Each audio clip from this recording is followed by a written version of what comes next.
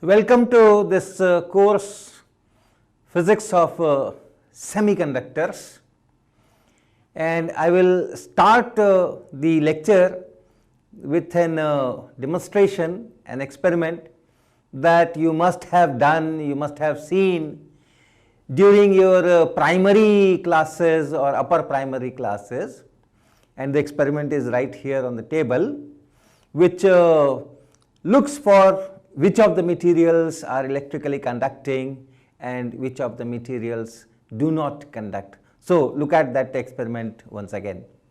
So, we have a battery and a bulb, and these two hooks you can see. This is a series connection. We have just connected this battery to the bulb, and then one end of this bulb goes here and the open end of the battery goes here. There are wires here. So, you just connected a battery with this bulb, and the connections are open, and this acts like a switch. If I can connect it by an electrically conducting material, then the circuit is complete, the bulb should glow, and if I connect it by a material which is non-conducting, then it should not glow. That is our class 5 demonstration. So, let us see. I have a cycle spoke here, so it is a metallic object, and if I use this to connect these 2 points, you can see that the bulb glows. Okay? So, cycle spoke is conducting, is made of conducting material. Then I have a plastic coated copper wire. This is a usual copper wire which is used in our electrical connections, and on that we have this plastic cover.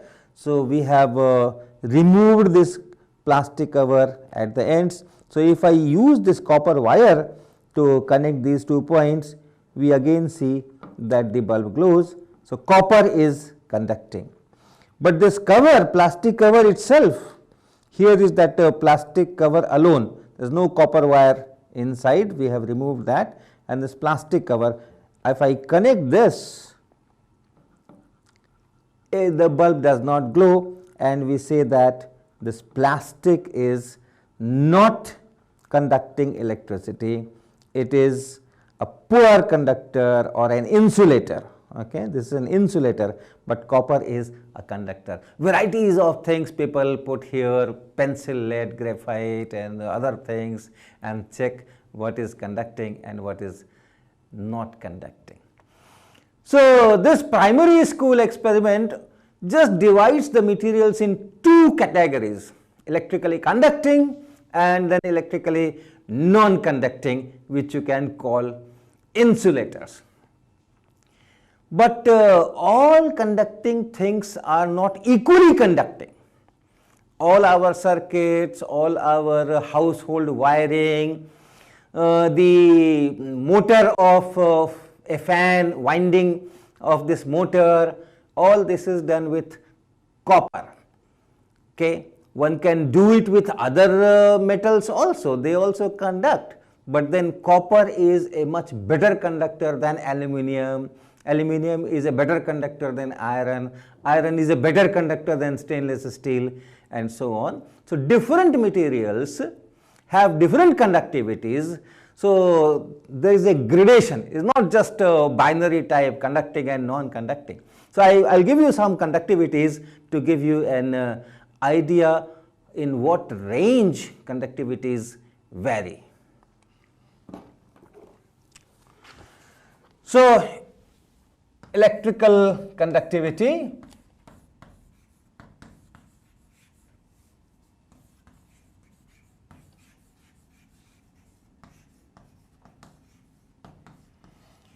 the SI unit is known as Siemens per meter.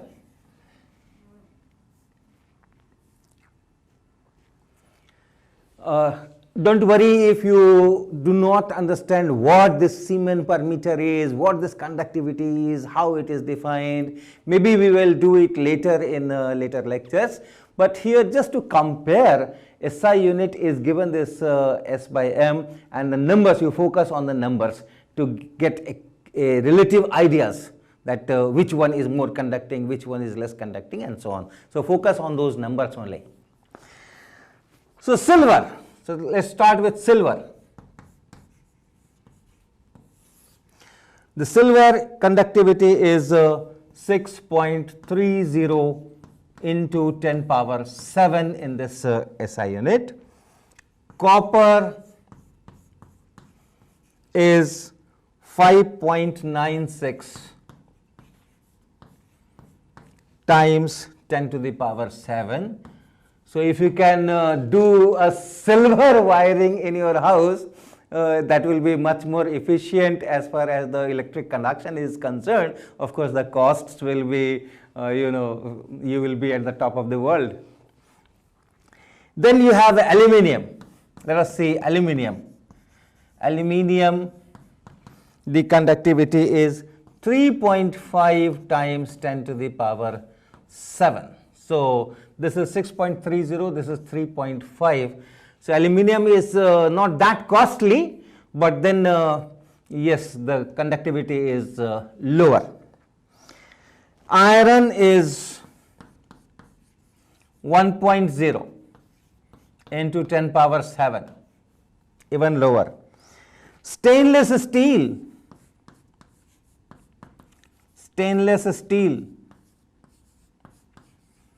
this conductivity is 1.45 into 10 power 6. And then silicon,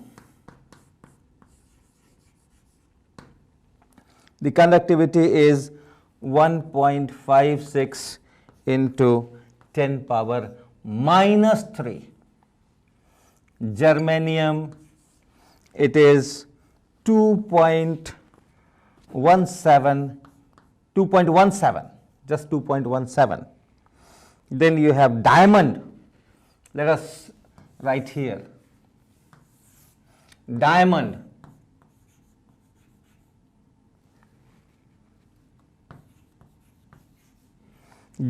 it is 10 power minus 21. Then glass, this is 10 power minus 11. And you have Teflon. Workers who work at very high voltages, their instruments are coated by Teflon, and the conductivity is of the order 10 power minus 23.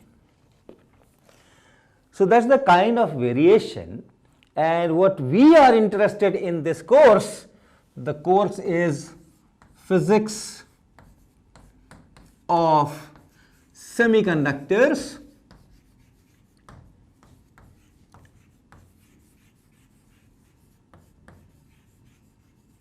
And semiconductors, we are here, we are in this range. You can see if you compare with copper, copper conductivity is 10 power 7, 5.96 into 10 power 7, and silicon conductivity is 1.56 into 10 power minus 3. So almost 10 to the power 11 times smaller than silver. So this is silicon. Most of our course will take silicon as the model semiconductor. Germanium is there, then other semiconductors are there, gallium arsenide based semiconductors are very important.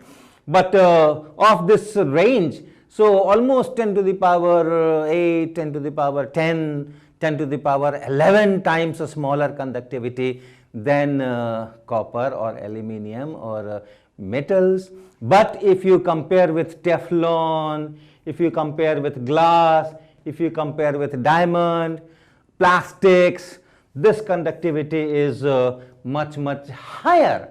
Therefore, they are called semiconductors. And why we are focusing on semiconductors so much? Because semiconductors are almost at the center of our modern life. You think of ISRO sending 104 satellites in one go. All that control systems of these kind of things, the semiconductor is the one material which is there in all kinds of control systems. Chandrayaan, Mangalyaan, all those things, it's all because of this semiconductor electronics that we are able to do all these things. If we come to our own daily life, our mobile phones, our calculators, our televisions, TV sets, all these, or transmission, reception, all these things need electronics, and in those electronics we use semiconducting materials. Solar panels, you must have seen so many solar panels. This is seen as a great opportunity to fight this power failure situation or power crisis. So solar panels are there, lamps are there, small lamps are there which have small solar panels. You have big solar panels from where the electricity is given to the grids. Then the LEDs, light emitting diodes, they are called LED bulbs. All these LED bulbs are getting popularized, and so because they consume less power and all those things. So all this controls, wherever you have some control there, the semiconductors will be there in your washing machine, everywhere semiconductors. Therefore, we focus not on conductors, that's a separate physics of, in this course I am talking, not on insulators, but on these semiconductors. So what is this which makes semiconductors so important? What is this that gives copper a much larger conductivity than aluminium and much larger conductivity than iron? So how this conductivity is governed, what physics goes on inside the material which decides that this material should have this much of conductivity and so on, that will be the main thing that I will be doing in this particular course. So what I am focusing it is the mechanism of electrical conduction. Once I know the mechanism, then I will be able to understand what is making conductivity of the order of 10 power 7 or 10 to the power 6 or 10 to the power minus 3 or 10 power minus 11 and that. To understand that mechanism, I have to understand how electrons behave in a solid. So in a solid you have positive ions and electrons, or nucleus and electrons. Many of the electrons are in the inner orbits, and some of the electrons which are in the outer orbits, they actually decide many of the properties. So how electrons behave in presence of that multitude of those positive ions, that I have to understand. And very interestingly, that behavior of electrons in the field of positive ions or electric field, that is not governed by the classical physics that we learn in our high school days. Newton's laws of motion, F is equal to ma, and from that conservation of linear momentum, conservation of energy, all those things that we study, they are extremely useful equations, extremely useful procedures.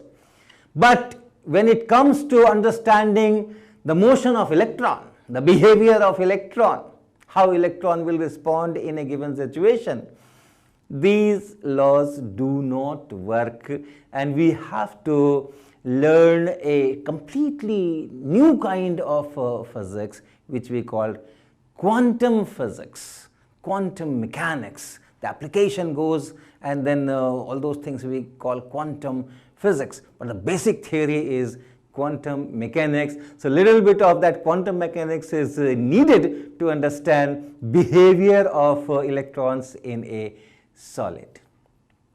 To give you a flavor of this or importance of this quantum physics, Let me talk of little bit of our sun.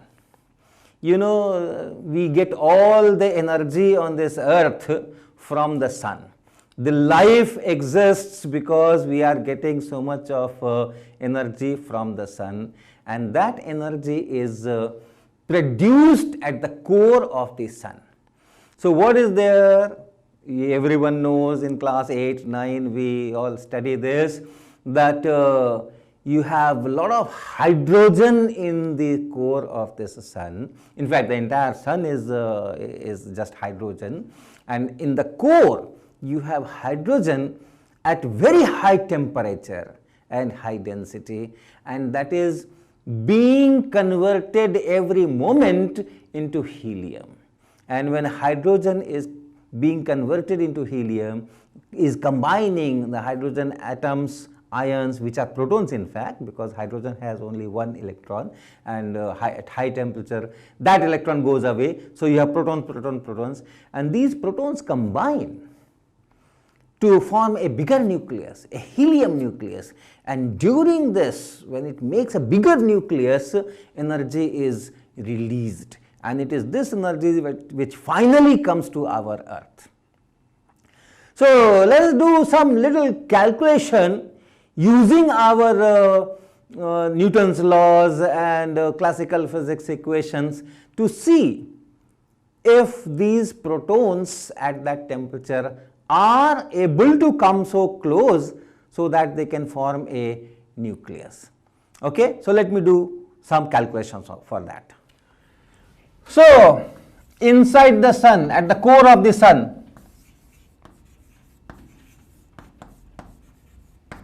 temperature is about 1.5 into 10 to the power 7 Kelvin. So that's the kind of temperature. At this temperature you have lots of protons and electrons and all those things, and the protons come together to form this helium nucleus only because of the random thermal speeds.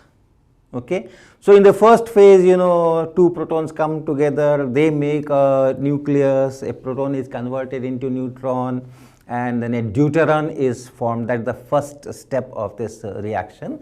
So proton plus proton, that makes a deuteron, which is the nucleus of hydrogen with one proton and one neutron, and then this proton is converted into neutron. So some positron and some neutrino, these small particles are created. The important part is two protons must form a nucleus of these one neutron and one proton and one neutron. So that's the kind of nucleus is to be formed. And when this nucleus is formed, what is the size of this nucleus? The size of this nucleus will be almost say 1 femtometer or so. You know, femtometer, 10 power minus 15 meters is called femtometers. So the size of nucleus is typically of that order. Even the big nuclei, uranium and all those things, they will also have a size of some 5, 6, 7 femtometers, not more than that. And why it is that? Why nuclei are of that small size?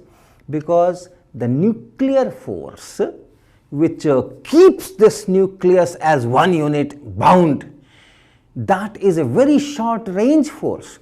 The nuclear force falls to almost zero once the separation between two particles, two protons or two neutrons, or one proton, one neutron, which we call nucleon.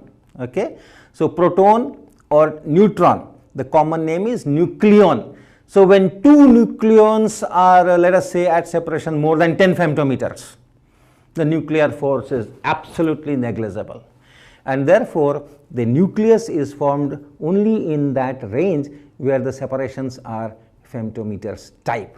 So these two protons must come close enough, say at a separation of a femtometer or so, so that they can form this nucleus. So this is important. These two protons should come close enough so that separation between them is something like this.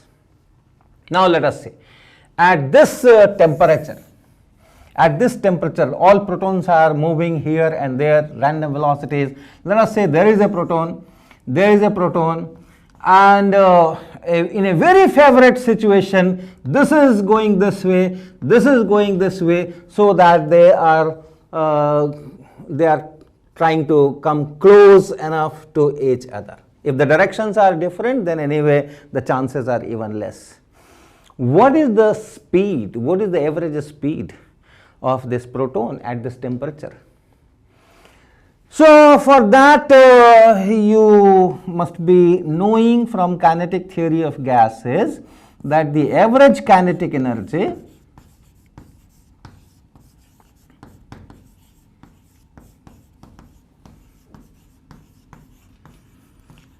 of a gas molecule is of the order 3 by 2 kT. What is K? This K is called Boltzmann constant.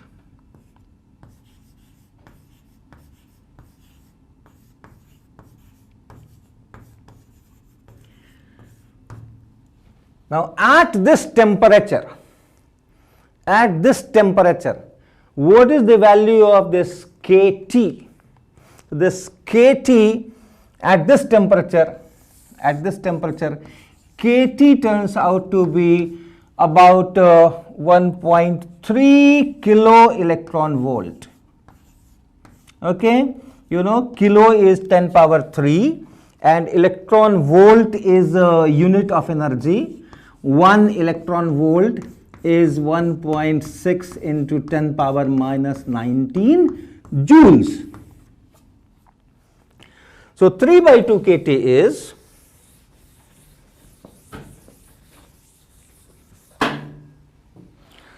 so this is going with 3 by 2 kT, this is going with 3 by 2 kT. So what is the total kinetic energy? Total kinetic energy, these two protons, total kinetic energy of these two protons, this will be 3 times kT.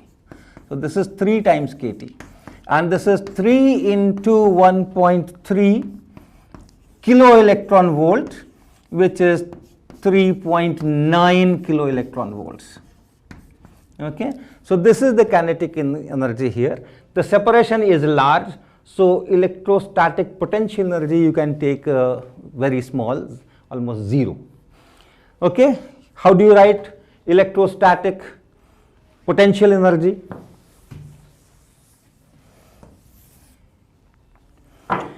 This was kinetic energy, and the potential energy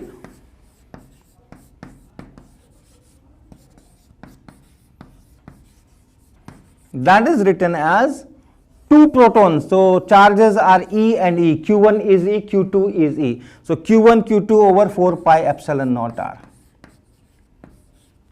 This is the potential energy, and to start with, when they are approaching each other but still at somewhat large distance, this you can take as almost 0.